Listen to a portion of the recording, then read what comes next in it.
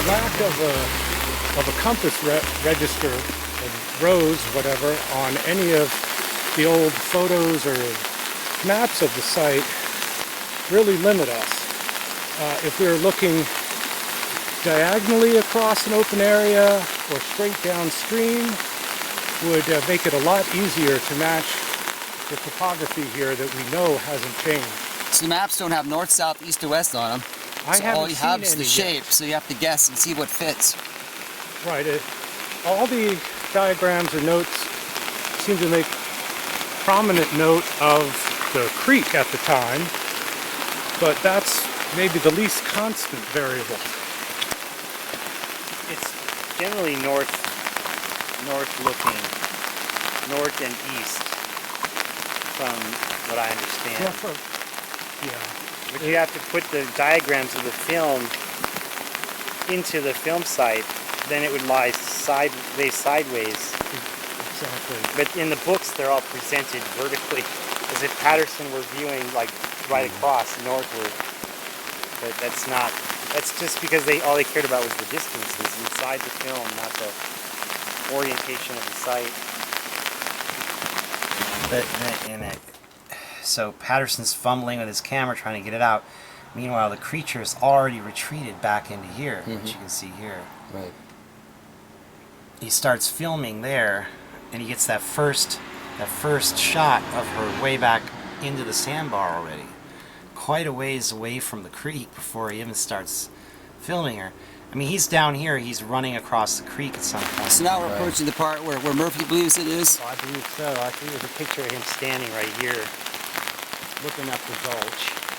And there's pictures I've seen people put on the internet associated with that. And maybe those trees are the big trees, but I still think it's too high up and too narrow at this point. And you can see like a nice crop of alders in there with the sandbar. It's much more promising up in here. Come down here, this is the gulch. This is where the creek flows in, right here. So Christopher Murphy would put it right in here, saying Patty walked across there. Up ahead you can see the root ball start.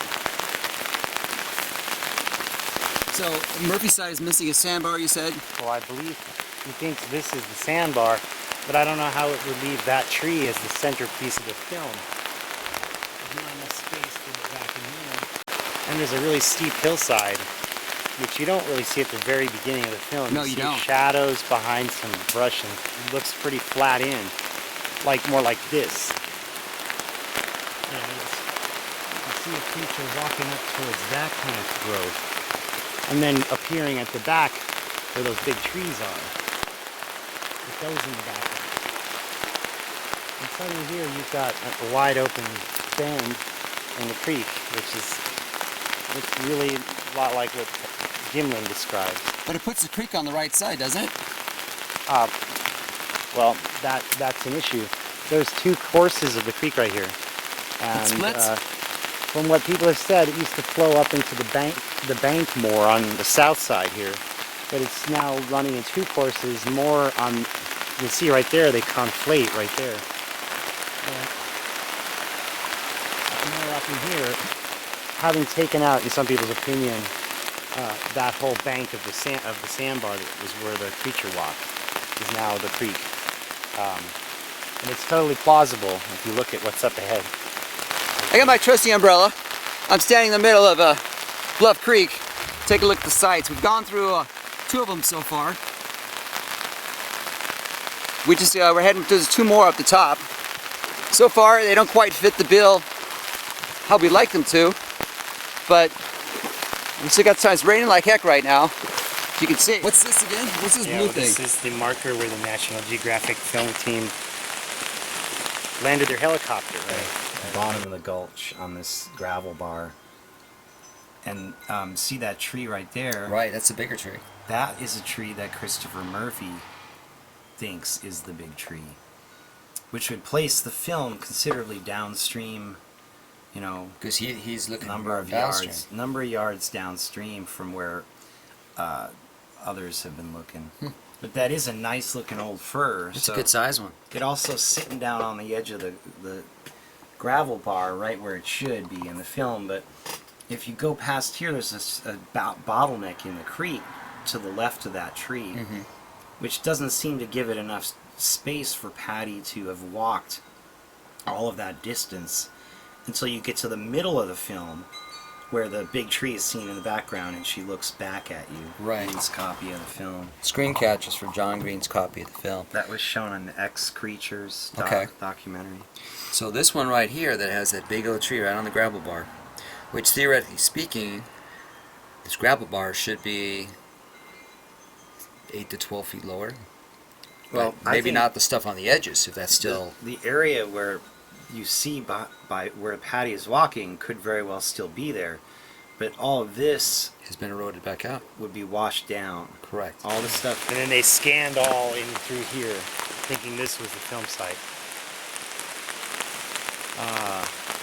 So this little bit of flagging tape wrapped around a rock has survived the winter of 2009, 2010. So Showing this doesn't get flooded over it's very obviously not a yearly occurrence, as the rest of the vegetation would suggest.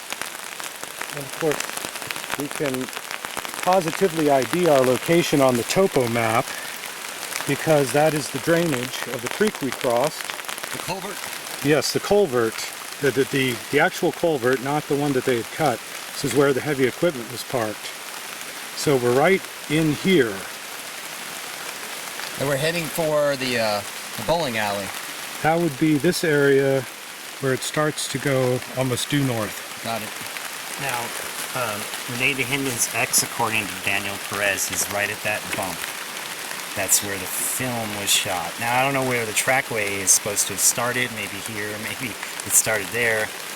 Cliff seems to think it started here, so the creature would have walked this way across that And side. then double backed.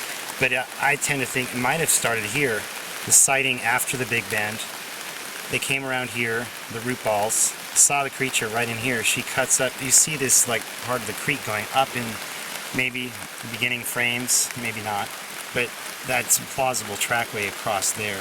That's just my current theory. But you know, other people think it's down here, right here. But I don't see the big tree here. Is the problem. Do you?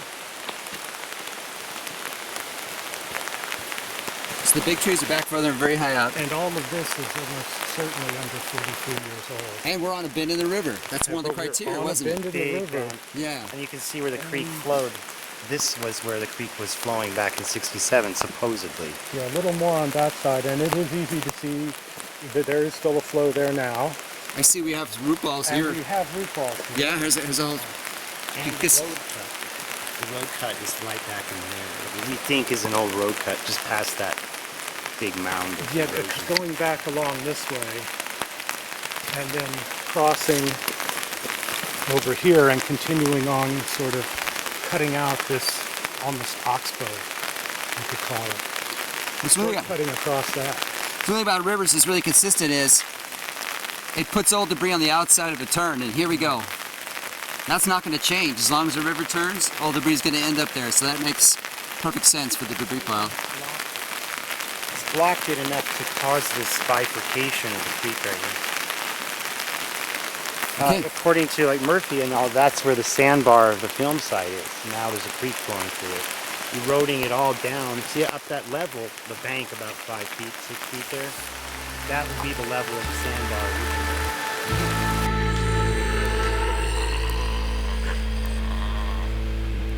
Bigfoot lives.